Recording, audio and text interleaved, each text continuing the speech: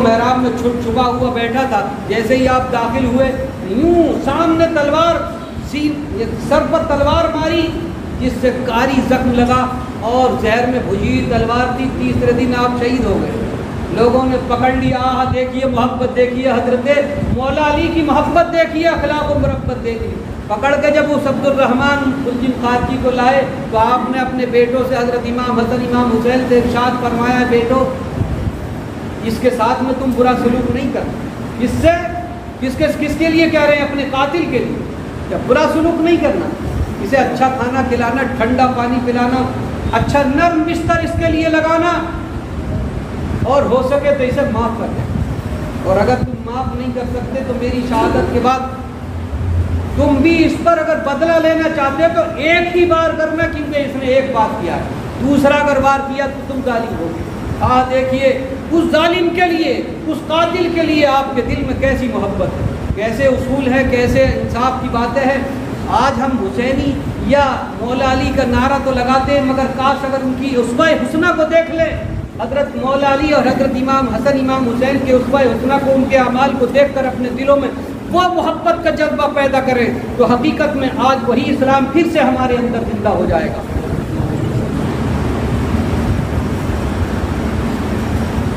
گئے حضرت مسلم بن عقیل، جب پتہ چلا کوفے والوں کو کہ سفیر امام حسین آئے، سفیر امام حسین آئے ہیں، ایک ہی دن میں 40,000 بیعت ہو گئے کہ ہم بھی غلام حسین، ہم بھی غلام حسین، ہم بھی غلام۔ 40,000 جب معلوم ہوا یزید پلید کو، اس نے حاکم بصرہ ابن زیاد، عبید اللہ ابن زیاد کو کوفے کا گورنر بنا کر کے بھیج دیا کہ جا کر کے تم جو چاہو کرو۔ وہ آئے، رات کی تاریکی میں آ کر کے قصر عمارت میں گھس گئے اور اپنے مطلب کے آدمیوں کو انہوں نے پیسوں سے خرید لیا، پیسوں سے خرید لیا۔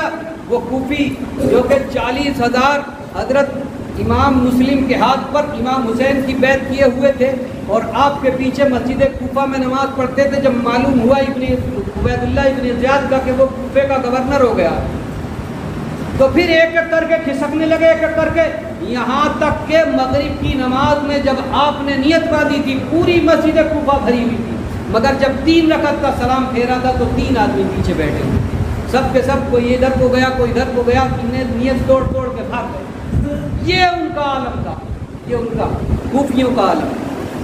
آخر یہی ہوا، پہلے تو خط انہوں نے بھیج دیا کہ ہاں یہ ٹھیک ہے، اس خط کو سن کر حضرت امام حسین رضی اللہ تعالیٰ عنہ اپنے رخت سفر باندھ کر 4 ذی الحجہ کو مکے سے کوفے کی جانب کو سفر کرتے ہیں۔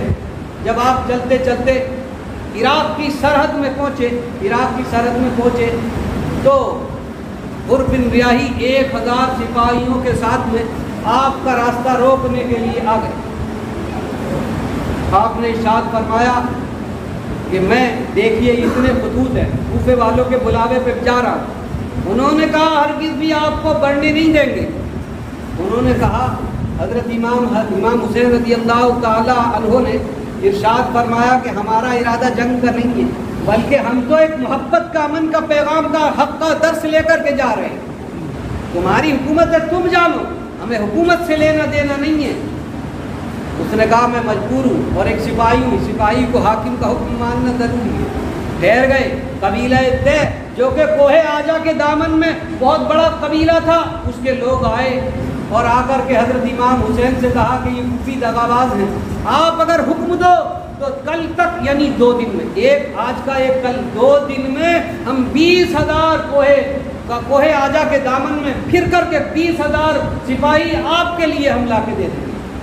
قبیلہ طے کے 20,000 جوان آپ کی حکمرانی میں اور آپ کی قیادت میں لڑنے اور اپنی جان دینے کے لیے تیار ہے۔ آپ نے ارشاد فرمایا حضرت امام حسین نے کہ میں لڑنے کے لیے نہیں آیا، میں حقانیت کا درس دینے کے لیے آیا۔ یہاں تک کہ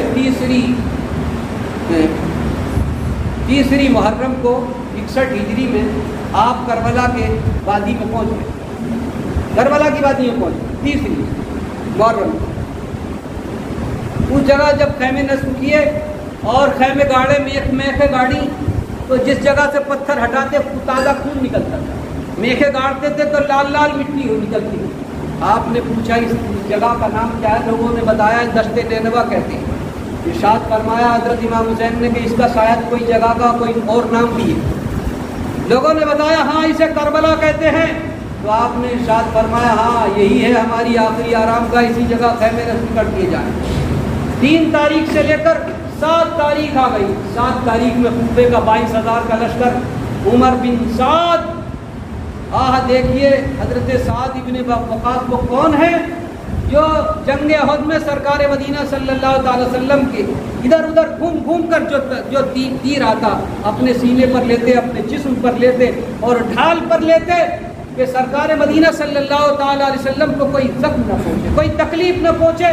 باپ کیسا سعید اور باپ بیٹا کیسا سقی، کیسا ظالم، اسی سعید باپ کا یہ ظالم بیٹا کہ جانے رسول پر آج تیروں کو تلواروں کی برسات کرنے کے لیے 22,000 کا لشکر لے کر کے 4 جانب سے کربلا معلیٰ میں آ گیا اور آ کر کے پہلے نہر فرات پر قبضہ کیا اور پانی بند کر دیا 7ویں تاریخ میں۔ یہ معلوم تھا کہ کل 72 ہے، معلوم تھا کل 72 ہے، تھوڑے سے آدمی ہیں مگر پھر بھی نہر فرات کا پانی بند۔ ظلم کی انتہا، ظلم کی انتہا مسلمانوں۔ 22,000 کا لشکر آیا، 72 سے لڑنے کے لیے آیا، 3 دن پہلے پانی بند۔ آج تک ایسا کسی فوج نے نہیں کیا، کسی جگہ کسی مارکے میں ایسا نہیں کیا کہ پانی بند کیا گیا۔ یہ سب سے پہلا تھا کہ 72 نفوسوں کے لیے پانی بند کیا گیا۔ پانی بند ہوا، پیاس اور نہ کھانا ہے نہ پانی ہے، اللہ کا نام ہے۔ پھر بھی حضرت امام حسین رضی اللہ تعالیٰ عنہ جاتے ہیں اور جا کر کے لوگوں کے سامنے 22,000 لوگوں کے کوفیوں کے سامنے جنہوں نے حضرت امام حسین کی جوانی دیکھی تھی جب حضرت علی اس جگہ خلیفہ تھے اور راجدھانی کوفہ تھا، اس وقت آپ کا اس پہ حسنہ دیکھا تھا، جان پہچان کے لوگ تھے، جان پہچان کے لوگ تھے، وہی کوفی تھے جنہوں نے خطوط بھیج کر کے بلایا۔ ان خطوطوں کو آپ نے ڈال دیا کہ دیکھو تمہارے خطوط ہیں، تمہیں نے مجھے بلایا ہے اور یہ بتاؤ اگر کسی کا کوئی مجھ پر حق ہو تو میں دینے کے لیے تیار ہوں۔ میں نے کسی کو مارا ہے جو مجھے مارنا چاہتے ہو؟ کیا میں نے کسی کا مال لوٹا ہے جو میرا مال اور گھر بار لوٹنا چاہتے ہو؟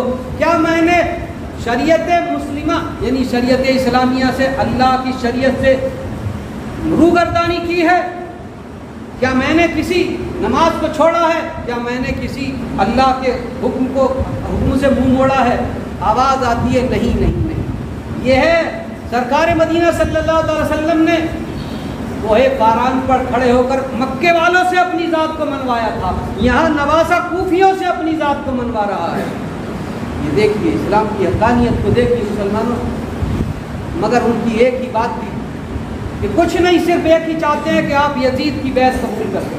آپ نے ارشاد فرمایا کہ یہ سر جا تو سکتا ہے، یہ سر تن سے جدا تو ہو سکتا ہے، کٹ تو سکتا ہے، مگر کسی ظالم کے آگے جھک نہیں سکتا، کسی ظالم کے آگے جھک نہیں سکتا۔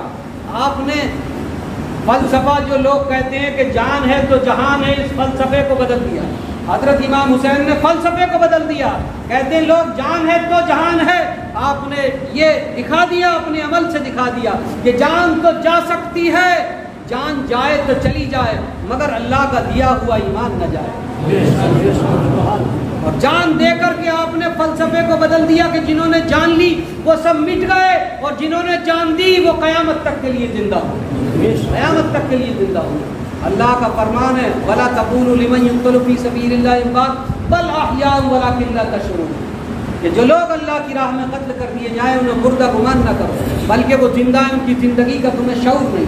اگلی آیت کی تشریح حضرت امام حسین نے کربلا کے میدان میں یوں بیان کی وَلَنَبْلُوَنَّكُمْ بِشَيْءٍ مِّنَ الْخَوْفِ وَالْجُوعِ وَنَقْصٍ مِّنَ الْأَمْوَالِ وَالْأَنفُسِ وَالثَّمَرَاتِ وَبَشِّرِ الصَّابِرِينَ، کہ ہم تمہیں ضرور آزمائیں گے۔ اللہ کا فرمان ہے مسلمانوں سن لو غور سے، دوسرے سپارے میں ہر کسی مسلمان سے اللہ کا فرمان ہے کہ ہم تمہیں ضرور آزمائیں گے، خوف سے، بھوک سے، پیاس سے اور جان مالی نقصان سے، جانی نقصان، مالی نقصان سے اور پھلوں کی کمی سے۔